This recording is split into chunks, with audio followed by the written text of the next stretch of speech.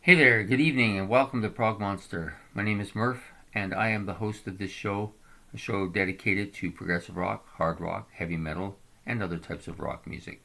Anyways, today we're doing a look back because it's Look Back Mondays, and today's album is this one, Genesis, Selling England by the Pound. To me, this has worked its way up to a point where it's competing now for my favorite Genesis album of all time. A spot that's been held down for a very long time by another album. But I just love this album. I just think it's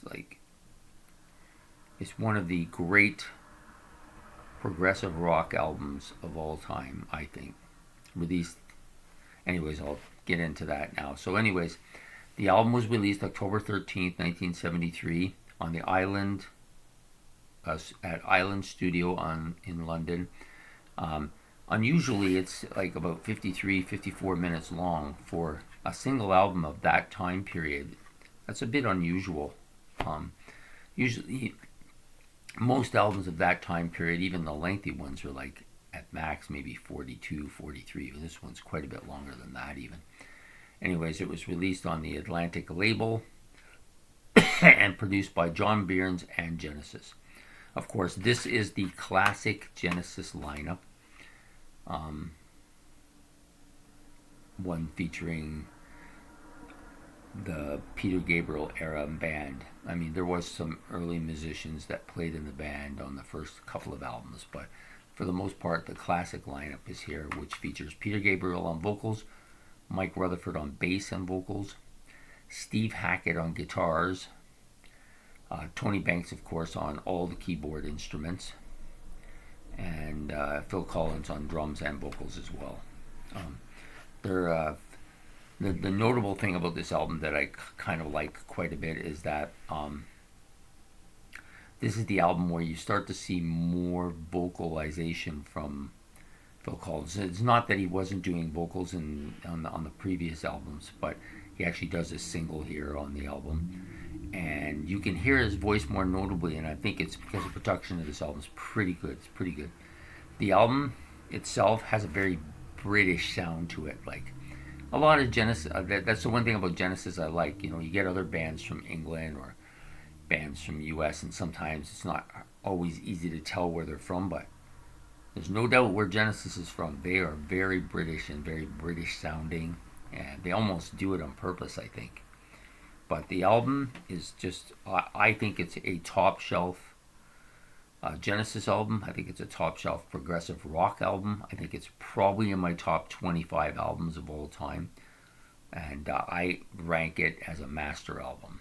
Genesis has several of those for me, and this is one of the very best of those albums. So, anyways, I'm just going to move it so I can read the rest of my notes as I go along. Okay, so there's basically 8 tracks on the album. This particular album comes with a book. There's a little bit of I'm not really sure why this is with this album. Maybe somebody out there might know, but when you look through it, it's not actually the way in which the albums play out, at least on the CD, doesn't really fit the way they come on the book. So I'm guessing that the way it was laid out on the LP is different than the way it's laid out on the disc. Probably because on the LP you probably had to structure, because it's such a long album, you probably had to structure certain songs for one side and certain songs for another, where with the CD you just put them in the order, that you want to put them in. So I'm thinking that's why the order of the songs on the CD don't really match the lyrical content inside the Genesis cover. They're kind of here and there. It's different. A little bit confusing when I was trying to do this, but I had known that about it from before because I had read the lyrics. The lyrics are quite good. Peter Gabriel was probably at one of his best during this album. He's a kind of a very wordy lyricist too. He's not like some lyricists who are pretty concise and to the point. Like Neil Peart's stuff is very, like, he tells a story, but it's fairly concise. It's not overly wordy. It can be wordy. They've had to cut down sometimes, and even with John Anderson, it's the same. But Peter Gabriel's even more than those ones, you know. So, anyways, that, like I said, there's 8 tracks on here, and there's like 3 or 4. I think there's 4. Yeah, 1, 2, 3, 4 that are over 8 minutes long, which wasn't really that unusual in the progressive rock field, and certainly not in 1973. And like most progressive rock bands from that time era, the longer songs were the better songs, right? And there's no difference here. It's the same. The best songs on the album are the longer tracks, you know. So, anyways, we start out with "Dancing with the Moonlit Night." That is a top shelf song, no doubt about it. An album that starts like that can only be great, so far as I'm concerned. It's just there's almost this keyboard barrage too, and he plays several different types of keyboards. I almost think there's a harpsichord in this song at some point, but I've listened to it a couple times, like listened to that particular spot, and I feel like it's harpsichord, but I don't think it is. It could be something that I'm not thinking of, and I can't think of what it is. But anyways, he plays several different keyboards on this particular song, and he plays them I just love the keyboards on this particular song. It's one of my favorite of the songs on this album, and that's saying a lot because I love almost everything on this album. The next song up is a shorter song, "I Know What I Like in Your Wardrobe," which, if I understand correctly from what I've read and what it says, this is the song that depicts the cover. I'm not really sure how that fits in. It could be an English thing. I'm not really sure, but I reading. I'm sorry, having a hard time with the blur. Let's see if we can get it. There it is. If you can see the cover here, I'll pull up as close as I can. It's a guy sleeping on a bench. Basically, it looks like a kind of vagrant, and then some people standing. I'm not really sure of the significance of that, but there was somewhere I read, either in the album or somewhere, that this song was the one that they wrote that depicts the cover. Okay, so and then this song, Gabriel is at his very best, as he's quite good on the whole album, but very good on this particular one, and has one of my favorite Genesis lines on this particular song, which is lawnmower, the lawnmower part. I can't even remember what I write there. Anyways, I like that particular line, and it's quite catchy. You can actually hear Phil Collins' voice doing the background. I can pick it out. I think it's pretty distinctive too. There's a nice kind of a keyboard solo here with a drum filler that's kind of playing alongside of it. Phil Collins to me is a very underrated drummer. A lot of people don't even think of him as a drummer, which is just mind-boggling, since, I mean, he's probably one of the best drummers of that generation. But again, I understand, because he became a pop star in the 80s, and he was a vocalist mainly, and everybody noted him for that. That's where his fame comes from. So the next track up is The Firth of Fifth. Great song, beautiful piano intro, lasts about a minute. I love the piano intro here, so memorable, I think.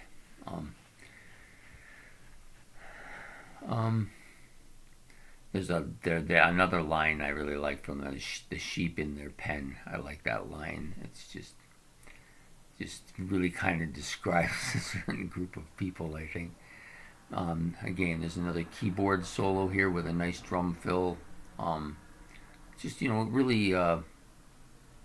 Really well crafted song.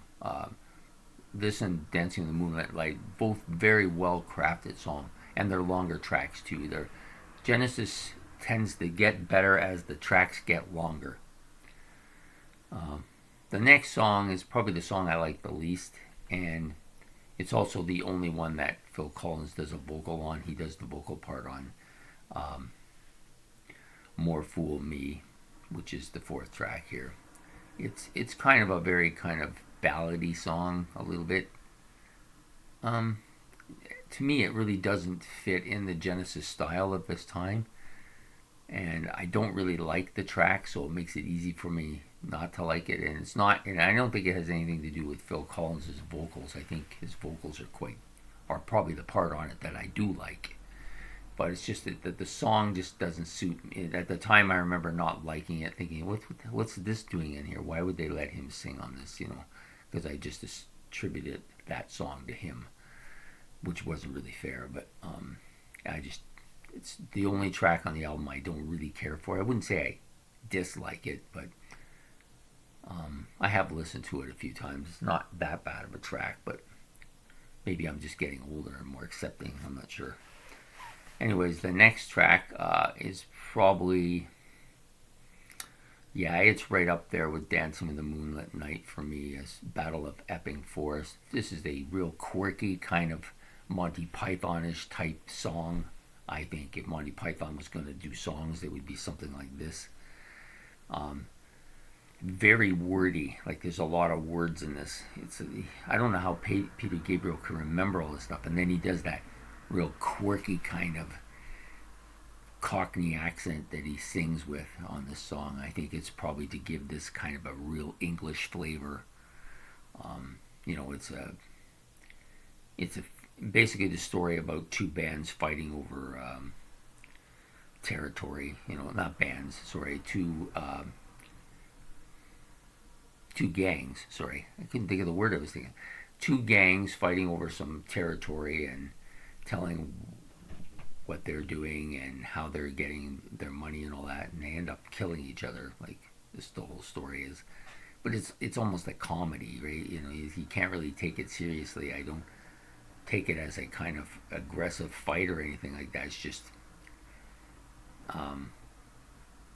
a real quirky kind of English way of explaining things, and then they just end it this whole story, which goes on for a good 10 or 11 minutes, by tossing a coin. It's hilarious, right? Anyways, so very British, very wordy.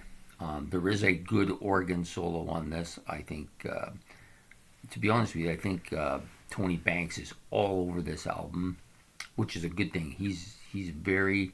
I know some people have some issues with him because of his kind of. It looks almost like he was kind of excluding Steve Hackett in a lot of areas, which is unfortunate because Steve Hackett is an amazing guitar player. But maybe Banks saw him as a rival in the group. I don't really know why, but anyways, Banks is all over this album, and he's great. This is, to me, maybe his best album with Genesis. The next song up is After the Ordeal. It's an instrumental. It kind of winds down. I guess it's kind of, to me, I always thought of it as being attached to Battle of Epping Forest. It's kind of a instrumental wind down. I almost think of it. It's not bad. It's pretty good, pretty solid. Sometimes I'll just like to listen to it because it's just when I'm, it's designed to wind down, and so I like to listen to it when I come home from work and I need to wind down. I'll sometimes put this song on. It just fits the bill. The only other album I like to do that with is, there's two actually, Wind in the Wuthering and Trespass, which are both kind of have quite a bit of mellow stuff on them, which I like to listen to when I'm trying to wind down. Okay, then we get on to my very favorite track on this album, one of my very favorite Genesis songs, and that's Cinema Show. I love the lyrics in this. I love the whole story, and that's one of the things I love most about Genesis, more than any of my other group of seven, is they tell a story that's not incredibly hard to follow. Some bands are a little harder to follow than others. But them and Rush are my two favorite bands for telling stories that you can follow along, and so I really like the story in this particular song. It's my, like I said, it's my favorite. It's very, I find this song to be very majestic, very it just has this kind of a larger than life feel to it, I think, for myself. The keyboard solo on here is the best keyboard solo on the album, among the very best keyboard solos by Tony Banks, and I think it's one of the best keyboard solos, period. I really enjoy it. I think it's just fantastic. And then, of course, for some reason, Genesis is one of the bands that does this very well. Pretty much every keyboard solo that Tony Banks does on this album, Phil Collins is doing the kind of backing part on it, and he just does it so well. Like, I think the two of them just combined very well for dramatic effect, I think.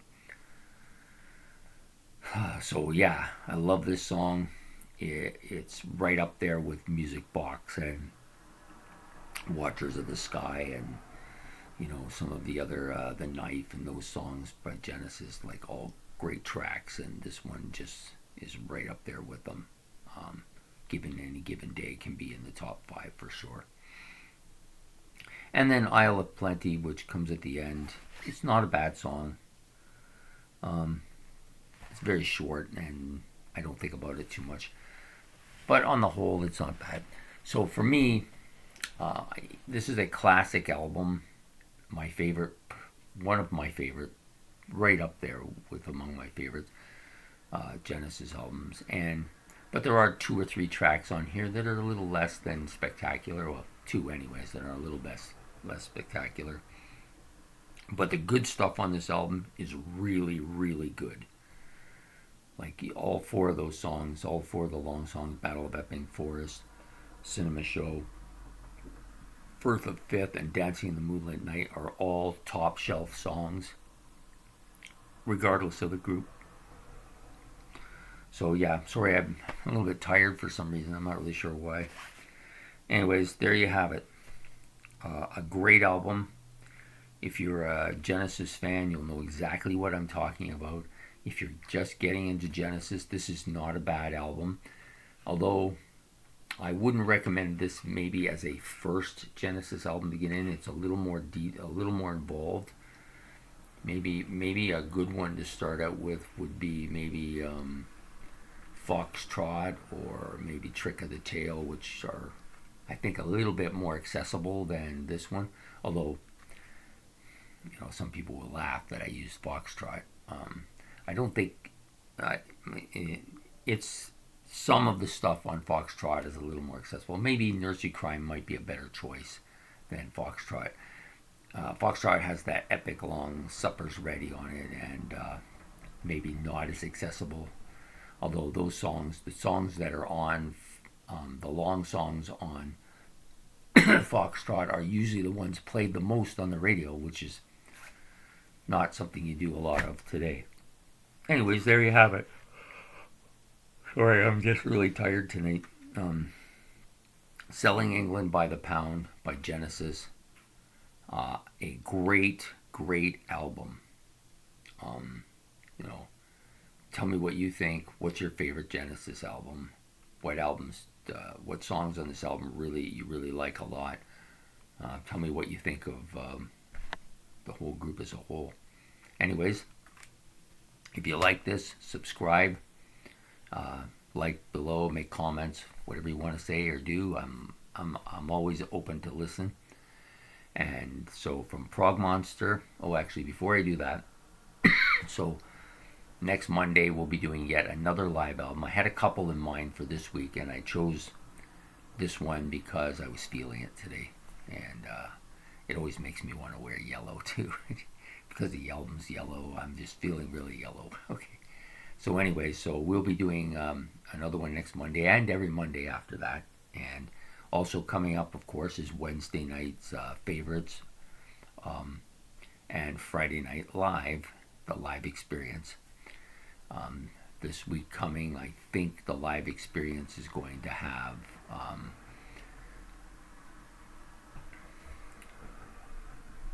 yes, that's the one I did. The Thin Lizzy one for the live experience is coming up on Friday. So I hope you can come in and listen for that one. It's going to be an interesting. I'm trying something a little bit different. And then, of course, tomorrow night we'll be doing the Wednesday favorites. And this week I'm going to do a ranking of an albums group, Van Halen. Not the entire discography, but a fair bit of it. And anyways, I'll be doing that. So this will be only my second ranking video. So hopefully people will like that as well. So anyways, I'm going to let you go now. From Prog Monster, you have a good evening. Good night.